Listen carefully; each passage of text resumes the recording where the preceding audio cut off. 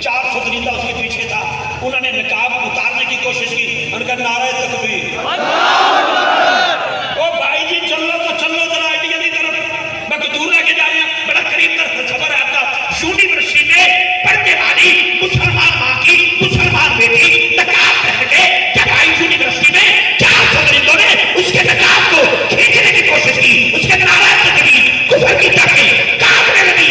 मुसलमानों ने उस बेटी को सलाम किया, तुम भी करो सुभान अल्लाह का सलाम। वजी महफिल की कैफियत कहां तक चली जाएगी मुझे नहीं पता। मैं तो बाबा जी खादिम हुसैन रिजवी का जुमला तेरे हवाले करके नूर भाई के मायके हवाले करना चाहता हूं। तवज्जो का तालिब हूं।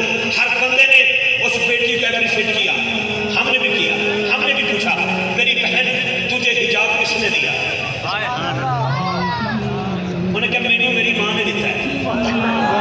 तेरी माँ को किसने दिया? उन्होंने कहा उसकी माँ ने, उसकी माँ ने, उसकी माँ ने, उसकी माँ ने, उसकी माँ ने, उसकी माँ ने, उसकी करती हुई आधा घंटा की तरह